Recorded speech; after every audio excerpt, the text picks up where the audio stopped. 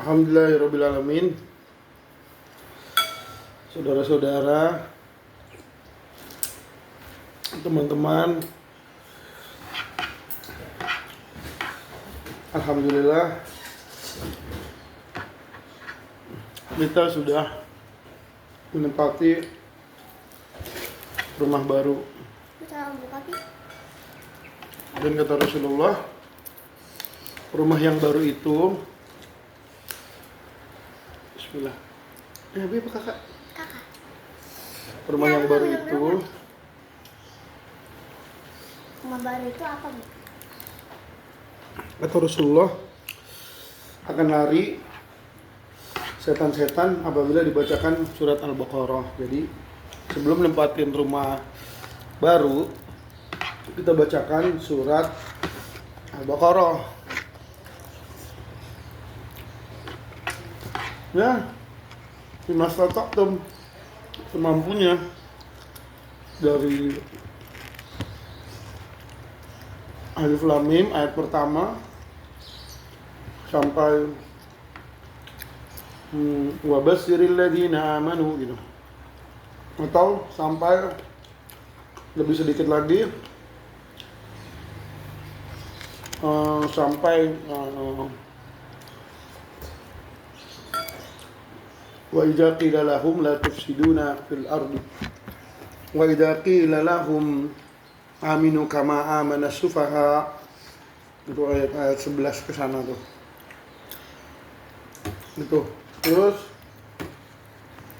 ya, minta doa orang tua. Tetapi kalau punya rumah baru, terus ada selamatan rumah, didatangi tetangga-tetangga untuk makan-makan, ya boleh-boleh aja, bagus aja. Tapi tidak Panas. ritual ibadah ya, karena panas ya,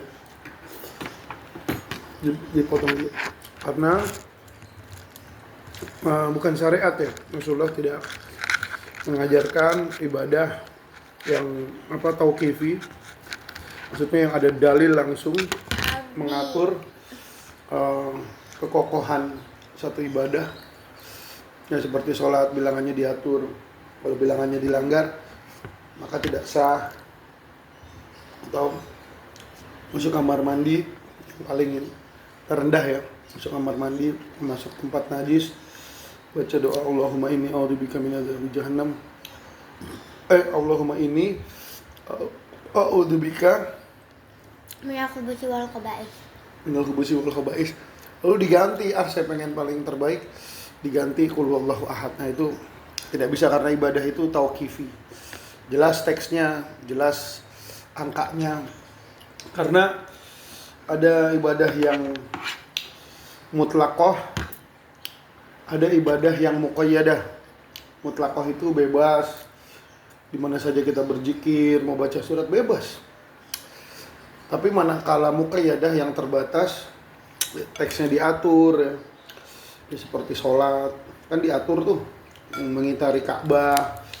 Kalau kita umroh tuh, ya tawaf, itu dari Ka'bah 7 kali, itu tidak boleh ditambah. Saya pengen lebih takwa jadi 8 kali, itu nggak bisa, karena ibadah itu tauqifi. Nah, di rumah baru ini biasa orang-orang kalau ada rumah baru, kalau masuk rumah baru dia tahlil jami.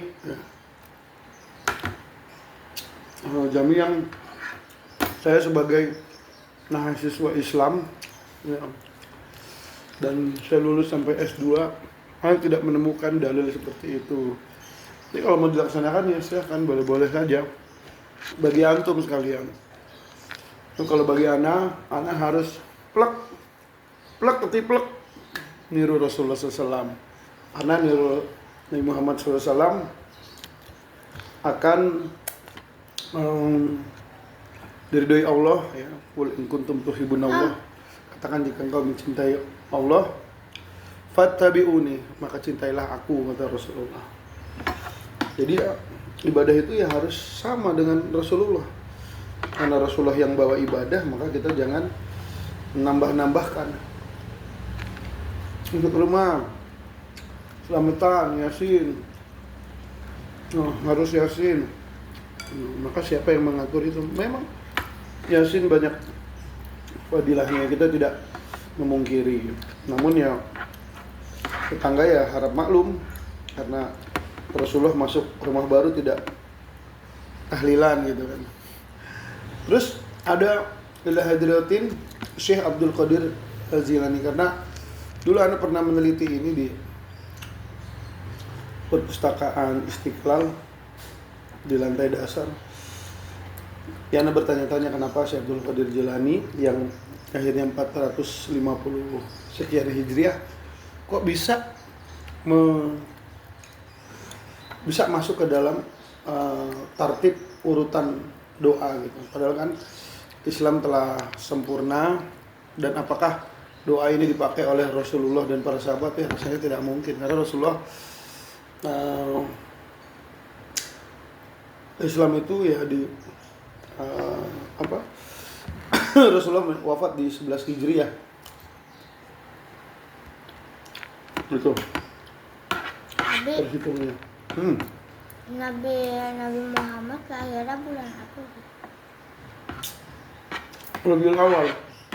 Gitu. Jadi kita masuk rumah baru ini ya, jangan dikatakan tidak bersyukur, jangan dikatakan tidak ibadah yang hari-harinya keluarga kita sudah berusaha Islami, tapi kok nggak berdoa? Enggak. Ada paket-paketnya, ada aturannya, ada pakemnya. Tadi saya sudah berikan bahwa masuk rumah, Assalamualaikum, nggak bisa diganti Al-Fatihah. Masuk kamar mandi, Allahumma inni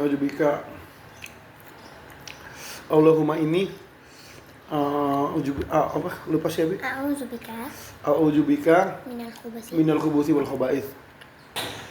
Dan tiba-tiba kok ada sebuah ritual yang Abi, kamu ayamnya aja. ya, kalau tidak dilaksanakan seakan-akan kita tertuduh tidak berdoa, tertuduh mana, Bi? aliran lain, tertuduh madhab, apalah yang intinya ya seperti itu. Ya saya mengikuti Rasulullah. Rasulullah kerjakan satu ibadah, mensyariatkan satu ibadah, meletakkan satu hukum dan tata cara ibadah, maka kita laksanakan plek-tiplek apa yang Rasulullah SAW berikan. Nah, mengenai rumah ini sungguh teramat ajaib. Karena sebagai guru KKI, kok anak pun kaget, kok anak bisa kebeli rumah, dan rumah itu di Jakarta di saat teman-teman rumahnya ada di Parung, di Bogor, di Kerawang. Maka Ana mau sampaikan rahasia ini, bahwa berdoalah kepada Allah dengan keyakinan meskipun tidak masuk akal. Meskipun tidak masuk akal, ya. Meskipun tidak masuk akal, berdoalah kepada Allah Azza wa Jalla. Allah Al-Alim, Maha Kaya. Tapi ya jangan tergesa-gesa, jangan terburu-buru. Pengen dikabulkan, terus saja kita bersyukur. Kata para ulama, bersyukur yang paling rendah itu ya menjalankan yang wajib gitu. Cuma ya jangan sampai punya penyakit. Penyakitnya apa? Penyakitnya adalah telat sholat. Telat sholat itu penyakit, guys. Asli. Mau doa dikabulkan ya, amalan di depan kita tuh yang rutinitas kita jalanin itu ya sholat. Jadi sholat jangan dianggap enteng. Gua berarti dianggap berat dong, ya enggak. Maksudnya sholat itu ya kualitas waktunya, disiplin, kualitas bacaannya, belajar makhraj. Sering orang alhamdulillah, padahal alhamdulillah hak kecil. Hirabbil alamin, kan? Belajar. Lalu minta kepada Allah Subhanahu wa taala dengan memuji Allah, dengan berselawat kepada Rasulullah, dan berdoa dengan seyakin-yakinnya, dan tidak lupa meminta ridho dari orang tua. Setiap ketemu orang tua, setiap telepon orang tua, katakan, "Pak, doain saya, Mah, doain saya, Mah. Mah, doain saya, Pak, maafin saya." Selalu terucap terus. Maka yang saya rasakan rasanya tidak masuk akal. Dari manapun rezekinya, rasanya tidak masuk akal. Allah memberikan rumah pada saya ini. Yang pertama, berapa sih gaji guru KKI? Cuma 5 juta lebih, men. Yang kedua, memang Ana berdakwah, tapi Ana berdakwah skupnya kecil di kampung. Tapi Allah memberikan hadiah yang begitu besar. Rumah yang layak. Rumah yang subhanallah, yang amat sehat. Dari depan ada angin, dari belakang ada angin. Yang rasanya tidak mungkin dimiliki oleh seorang guru yang notabene gajinya adalah di bawah UMR, bukan di bawah UMR, UMR, upah minimum loh, bukan maksimum. Kalau maksimum masih bisa nabung, kalau minimum buat makan, bensin, sampo, sabun habis, wallahi habis.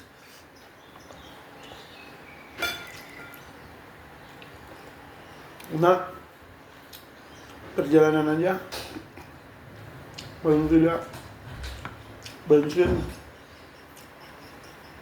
seminggu ya 70 sampai 100 ribu, makan 20 kali 3 atau 20 kali 2. Karena itu ini tidak masuk akal. Saya teringat sebuah ayat dari Allah. A'udzubillahi minasyaitonir rajim. Wa may yattaqillaha yaj'al lahu makhrajan wa yarzuqhu min haitsu la yahtasib. Ya, nggak apa-apa. Artinya, nah, main handphone tiap 30 menit berhenti, nak. Kasihan matanya. Artinya, man yattaqillah, barang siapa bertakwa kepada Allah Subhanahu wa taala, maka Allah akan memberinya makhrajan, jalan keluar. Yang dari arah yang tidak disangka-sangka. Makhrajan. Maka hidup itu usaha saja, takwa saja, nanti Allah yang akan penuhi semua. Dan Allah akan menjamin bagi para jamaah sholat subuh di masjid. Rasul yang katakan, berada di dalam zimmah Allah, berada dalam jaminan Allah. Berdirilah bersama orang-orang soleh dan berada di masjid. Karena peluang diterimanya sholat lebih besar. Dan apabila kita berjalan ke masjid di subuh dan di isya saat gelap, maka Allah Subhanahu wa taala akan menerangkan jalannya, menerangkan kuburnya, jalannya menuju ke akhir. Dan Allah tidak akan menyia-nyiakan amal seseorang. Nggak kayak manusia. Mau berbuat baik apa aja, kalau udah sebel aja. Ada manusia mudah mencap. Dan kata para ulama, kaidah bergaul sama manusia ya pasti kecewa. Pasti kecewa lah. Jangankan manusia sama manusia. Manusia sama Allah aja eh, kecewa. Cuma Allah kan nggak butuh sujudnya mereka. Mereka sholat dengan asal-asalan, waktunya asal-asalan, bacaannya asal-asalan, konsentrasinya asal-asalan. Ya termasuk anak. Kita juga berlindung dari kebodohan, kelalaian itu semua. Tapi paling tidak kita kan bisa mengusahakan waktunya gitu. Nah, bisa mengusahakan waktunya ya insya Allah Allah akan perbaiki sedikit demi sedikit. Belajar. Dan jangan pernah lupa berdoa kepada Allah. Kalau ada apa-apa, kembali ke Allah. Kalau ada apa-apa, kembali ke Allah. Berdoa, usaha. Meskipun uang itu tidak sebanding dengan matematikanya Allah di dalam menghitung kehidupan kalian. Rata-rata kan lebih. Tapi ya ingat, jangan riba lah. Jangan riba. Sabar gitu. Nggak punya rumah ya sabar. Nabung, jangan riba. Nanti beli rumah, dipinjamin bank uang, ya. Untuk beli rumah 100 juta, lalu mengembalikan ke banknya 120 juta, ya ini jelas riba. Kalau mau bank beli dulu, bank miliki baru harganya berapa baru kita bayarin. Itu nggak, insya Allah nggak riba.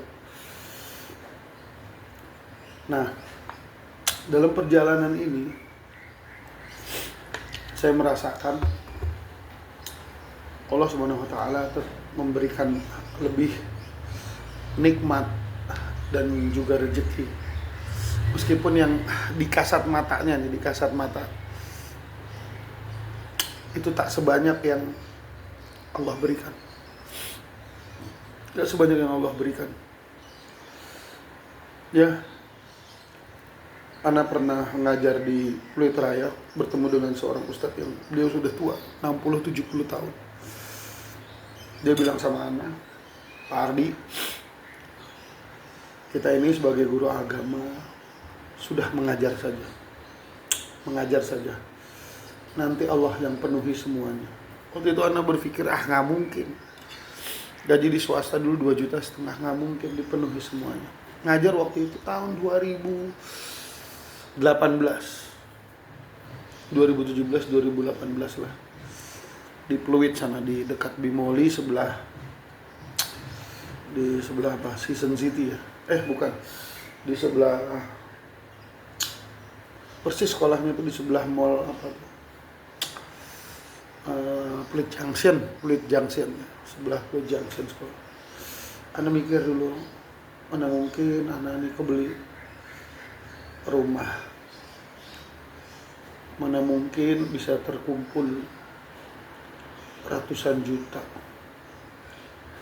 Ana berpikir dan ana khawatir sebagai kemanusiaan anak tuh timbul, sian anak istri nggak punya rumah gitu kan. Makan di kontrakan di lantai, makan mie, terus ambilan motel lauk di Umi, kadang di Aisyah, di anak-anak. Tapi bersama dengan itu ya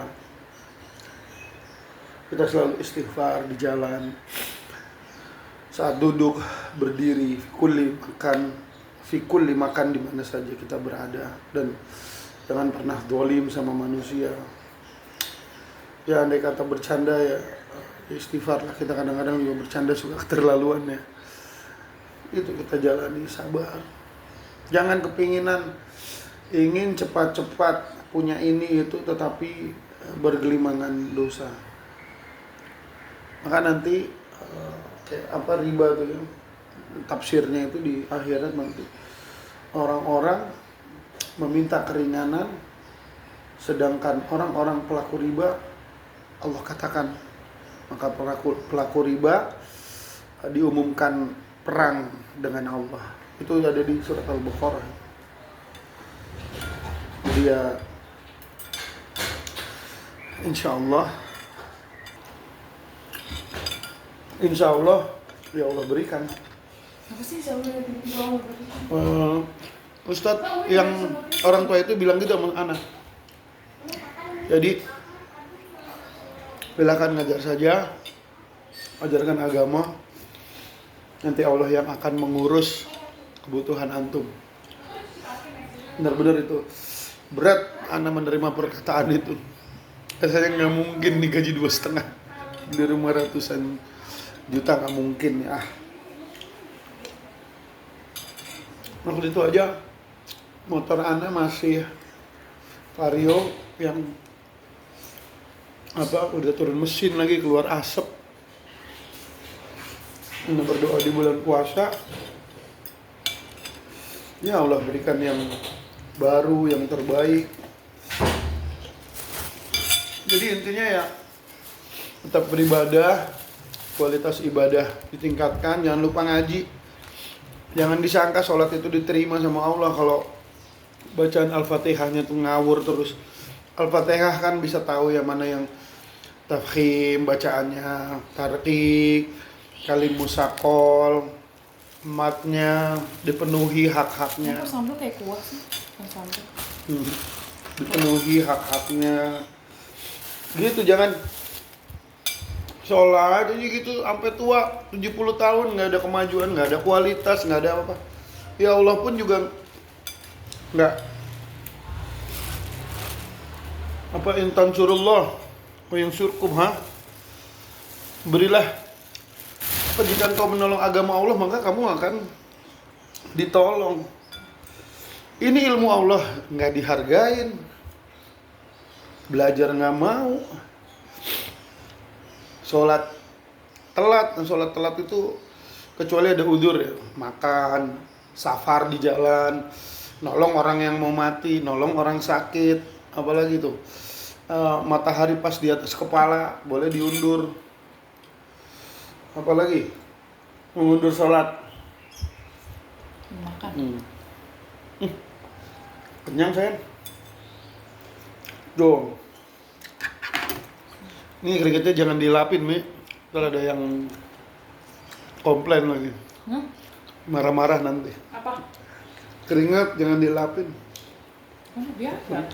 Ingat chiller. Udah biasa ngelapin ini. Itulah istri surga. Aisyah juga bukan kamu. Umi lupa tadi. Sampai di mana tadi tuh? Fatihah. Oh iya. Ibadahnya tidak diperhatikan, sholatnya juga tidak diperhatikan, waktunya,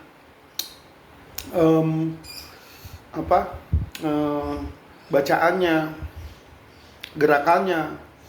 Terkadang berjamaah malas, sholat di rumah bagi yang laki-laki. Para ulama itu mengatakan hati-hati yang sering sholat di rumah akan menimbulkan kemunafikan. Ya. Dan Rasulullah juga bilang shollu 'alal munafiqin isya wal fajr. Salatnya orang munafik itu dia asqalu ya. Berat salat isya dan salat subuh. Inna asqalu, sesungguhnya salat yang berat. Sholati 'alal munafiq, pada orang-orang yang munafik itu berat. Salat isya dan subuh. Ke masjid berat, berdiri berat, mendengar bacaan imam panjang sedikit berat.